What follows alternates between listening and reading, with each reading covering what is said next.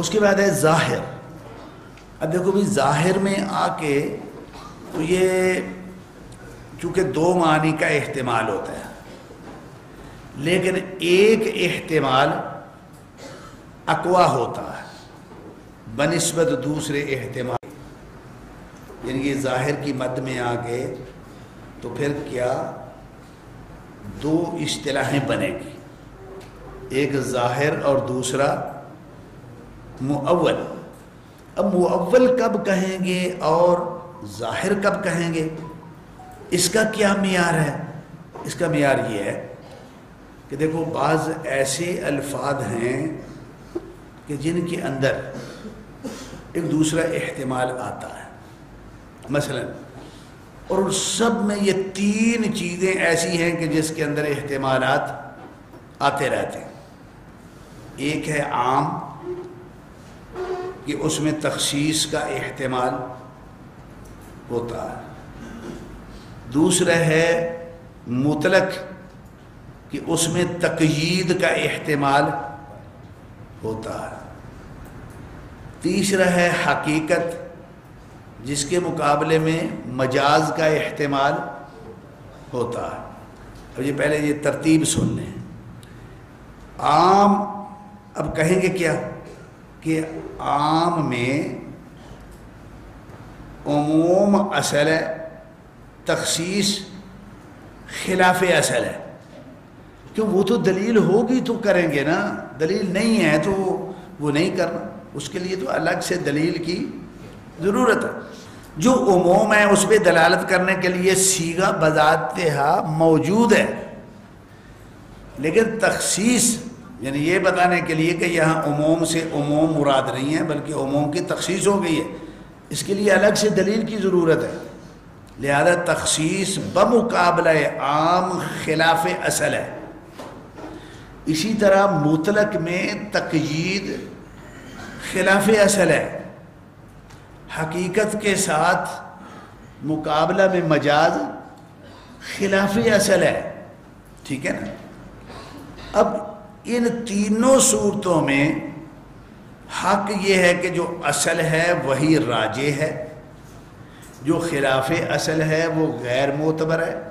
دلیل ہوگی تو معتبر ہوگا، نہیں تو معتبر نہیں ہوگا. اب جب ہم یہ کہتے ہیں کہ جی ظاہر وہ ہے کہ جس میں دو احتمال تھے، ایک احتمال راجح اور دوسرا مرجوح. اب ان تینوں صورتوں میں آپ پھر چاروں اصطلاحوں کو جو سمجھنے کی کوشش کریں. عام ہیں، اگر وہاں پہ بات پکی ہو گئی کہ یہ عام مخصوص نہیں ہے، نص ہو گیا. اگر اس کی تخصیص ہو چکی ہے، دلیل موجود ہے، تو یہ مؤول ہو گیا. اور اگر بات جو ہے وہ جس کو ہم کہتے ہیں کہ یار گل روڑے چ ہے، ہوئی ہے یا نہیں ہوئی، اب کیا کریں گے؟ جب تک خلاف اصل کی دلیل نہیں ملتی تب تک اصل کا ہی اعتبار کیا جائے گا، لیکن وہ خلاف اصل ہم کلیتاً اس کا انتفاع تو نہیں کر پائے نا. انتفاع ہو گیا، نص ہو گئی. انتفاع نہیں ہو پایا تو ہم نے جو اصل ہے اسی کا حق ہے کہ اس کا اعمال کریں. ایسی صورت میں اس کو کیا کہا جائے گا؟ ظاہر کہا جائے گا. یہی پوزیشن مطلق میں بھی ہے، یہی مجاز میں بھی ہے. اگر آپ مجاز کو دلائل سے ختم کر کے حقیقت کا تعین نہیں کر پائے ہیں تو پھر کیا ہوگا؟ حقیقت کا ہی اعتبار ہوگا، راجح وہی ہوگی. اسی کو ظاہر کہتے ہیں. اگر دلیل آ گئی، ظاہر ختم ہے. جو خلاف اصل تھا، عام کے مقابلہ میں تخصیص، مطلق کے مقابلہ میں تقیید، حقیقت کے مقابلہ میں مجاز، یہ خلاف اصل تھے. دلیل نے ان کو اگر متعین کر دیا ہے تو یہ مؤول کہلائے گا. اور اگر ایسی سچویشن بن گئی ہے، صورتحال ایسی بن گئی ہے کہ دونوں احتمال برابر کسی نص میں چل رہے ہیں، کہ یہاں حقیقی معنی مراد ہے یا مجازی مراد ہے؟ یہ عام تو ہے لیکن یہ تخصیص شدہ ہے یا غیر تخصیص شدہ ہے؟ مطلق تو ہے، کچھ قرائن ایسے بتا رہے ہیں کہ یہ مطلق باقی علی اطلاق ہی نہیں ہے، اس کا باقی علی اطلاق ہی ہونا مشکوک ہو گیا ہے، یعنی ممکن ہے باقی علی اطلاق ہو، ممکن ہے جو ہے نا وہ مقید ہو، جب تک یہ برابر احتمال چلیں گے تو اس کا نام کیا ہوگا؟ مجمل، اس کو مجمل کہا جائے گا۔ تو یہ مرکب کی جو دلالات ہیں جمہور کے نزدیک یہ 4 دلالات ہیں۔ اب ان کو پڑھ لیجیے۔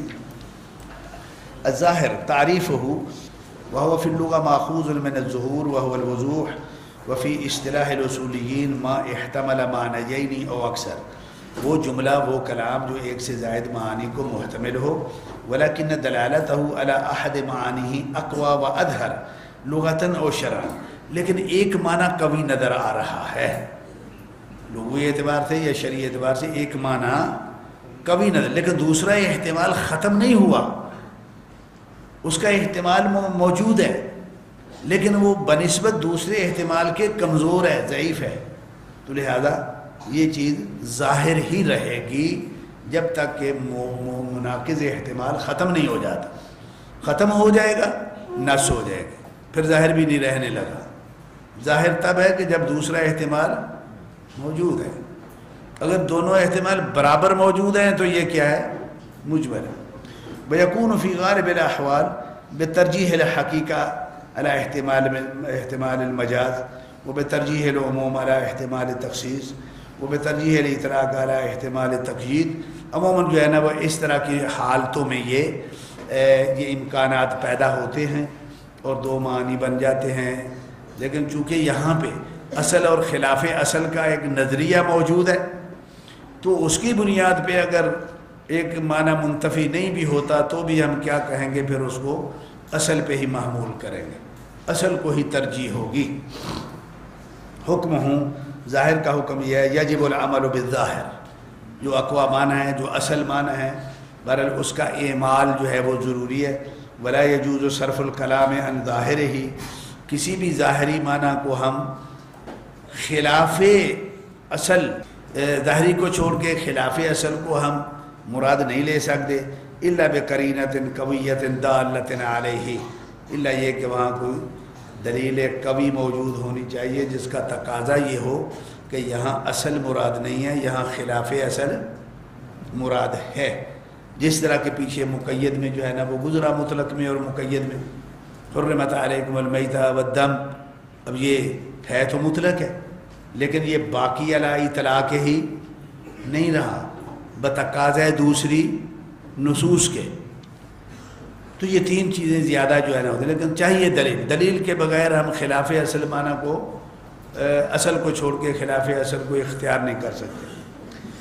مؤول تیسری صورت ہے وهو فی اللغت ماخوذ من التأویل وهو التفسیر وفی اصطلاح الاصولیین ما حمل فیہ ظاہر اللفظ علی معنی محتمل مرجوح بمقتضى الدلیل، دلیل کی بنیاد پہ اصل کو چھوڑ کے خلاف اصل مراد لینا یہ تعویل ہے۔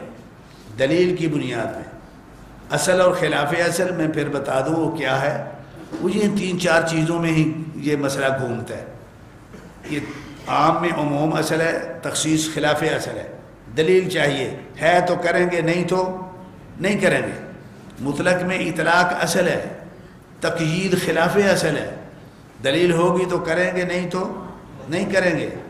اگر حقیقت اور مجاز میں آپ جائیں تو حقیقت اصل ہے، مجازی معنی خلاف اصل ہے، دلیل ہوگی تو لفظ کو اس پہ محمول کریں گے، نہیں تو نہیں کریں گے، کریں گے تو یہ تعویل ہو جائے گی دلیل کی بنیاد پہ۔ چلیے چوتھی صورت ہے المجمل کی، تو مجمل میں یہ ہے وهو فی اللغة ماخوذ من الاجمال وهو الابہام، اجمال ابہام کے معنی میں ہوتا ہے۔ وہ یہ ہے کہ کوئی بھی کلام جب 2 معنی کا احتمال رکھتی ہو اور دونوں معنی وہاں برابر ہو رہے ہیں، دونوں میں سے کوئی ایک معنی راجح نہیں بن رہا تو جب تک نہیں بن رہا تب تک اس کو کیا کہیں گے؟ مجمل ہی کہا جائے گا. ما احتمل معنیین فاکثر علی السواء وفی غالب الاحوال یکون الاجمال فی النصوص لاجل الاشتراک. اجمال کا نصوص میں سب سے بڑا جو سبب بنتا ہے وہ ہے اشتراک، مشترک ہونا. جس طرح پیچھے ہم نے پڑھا نا کہ مشترک ایسا لفظ ہوتا ہے جس کے بہت سارے معنی ہوتے ہیں، سارے حقیقی ہوتے ہیں اور سارے برابر جو ہے وہ مراد ہوتے ہیں، لیکن سارے مراد ہوتے نہیں، مراد ایک ہی لینا ہے. اب وہ ایک کون سا مراد ہے اس کی تعیین کے لیے کسی دوسری دلیل اور نص کی ضرورت ہوتی ہے. آ جائے تو جو معنی متعین ہو گیا وہ ہو جائے گا، نہیں آیا تو پھر وہ اجمال ہے اس میں. وَلِأَجْلِ الْغَرَابَةِ فِي اللَّفْظِ. بعض دفعہ اجمال اس بنیاد پہ بھی آتا ہے کہ نص میں کوئی لفظ ایسا آ گیا جو غریب ہے. غریب کا معنی یہ قلیل الاستعمال ہے، ہم کو پتہ نہیں کہ اس کا کیا معنی ہے. تو یہ بھی جب تک وہ معنی متعین ہم نہیں کر لیتے کو منجد دیکھ کے تو یہ ہمارے نزدیک وہ مجمل ہی رہے گی، اس کا معنی متعین جو نہیں ہوتا. تو اجمال کی یہ صورتیں ہیں. وَلِأَجْلِ أَنَّ الشَّرْعَ قَدْ أَخْرَجَ كَلِمَاتٍ كَثِيرًا مِنْ دَلَالَتِهَا اللُّغَوِيَّةِ إِلَى الْمَعَانِيِ الشَّرْعِيَّةِ. اجمال اس سے بھی پیدا ہوتا ہے کہ شریعت نے بہت سارے الفاظ کو اس کا لغوی معنی جو ہے اس کو ثانوی حیثیت دے کے اس کے اندر اپنا شرعی معنی جو ہے نا وہ فٹ کر دیا.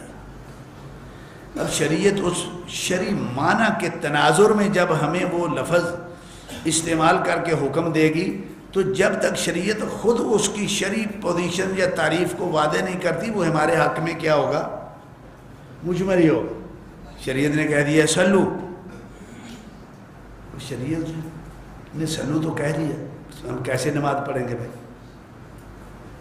شریعت بتائے گی تو ہم پڑھیں گے. جب تک شریعت اس کی وضاحت نہیں کرتی تب تک وہ ہمارے حق میں کیا ہے؟ مجمل ہے. لیکن شریعت مجمل چھوڑتی نہیں. جب مکلف بناتی ہے تو پھر وہ شریعت اس کی وضاحت بھی کرتی ہے. شریعت بغیر تفسیر بیان کے شریعت اگر ہمیں کسی حکم کا مکلف بناتی ہے تو یہ تکلیف بالمحال ہے. شریعت کہے کہ نماز پڑھو، ہم کہیں یا اللہ کیسے پڑھیں؟ وہ تو وہی مثال ہو گئی نا. وہ کوئی ایک مسلمان تھا بھائی، اس نے ہندو سے کہا کہ تم کلمہ پڑھو، تم ہندو لوگ ہیں. اس نے بہت کہا کہ بھائی آپ مسلمان ہیں، آپ اپنا کلمہ پڑھیں، میں اپنے مذہب پہ ہوں، میں آپ کو کیا کہہ رہا ہوں. کچھ نہیں، پڑھو کلمہ، ابھی پڑھو. اس نے دیکھا یار یہ تو کام گڑبڑ کرے گا. اس نے کہا اچھا پڑھا، ٹھیک ہے پڑھا، پڑھتا. کہتا ہے بات سنو، آتا مجھ کو بھی نہیں ہے، لیکن اگر تم نہیں پڑھتا نا تو تم کو چھوڑتا نہیں ہے. تو شریعت ایسے نہیں کرتی بھائی. شریعت جب کسی حکم کا ہمیں مکلف بناتی ہے نا تو مجمل حکم دے کے ہمیں مکلف بنا کے تو شریعت پھر انتظار نہیں کرتی. شریعت جو ہے نا اس کو بیان بھی کرتی. جب نمازیں فرض ہوئیں تو اللہ رب العالمین نے جبرائیل علیہ السلام کو بھیج کے نماز کی پوری تفصیل بیان کیا یا نہیں کیا. تو یہ شرعی کلمات بہرحال قبل ورود البیان من الشارع کانت من المجملات. جب تک شریعت نے ان کو بیان نہیں کر دیا یہ مجمل کی پوزیشن تھی ہمارے حق میں، تو اس کو مجمل کہتے ہیں. مجمل کا حکم یہ ہے توقف عن العمل الى ان يرد البیان من الشارع. جب تک شرعی طور پہ آپ اس کا بیان نہیں کر لیتے تب تک اس پہ عمل پھر نہیں ہو سکتا. مجمل کا یہی حکم ہے. تو اس کے ساتھ ہی جو جمہور کا منطوق صریح افراداً و ترکیباً کی صورت میں جو اصطلاحیں تھیں، جو تقاسیم تھی وہ مکمل ہو گئی. اس کی ضرورت کے مطابق وضاحت بھی ہو گئی بھائی.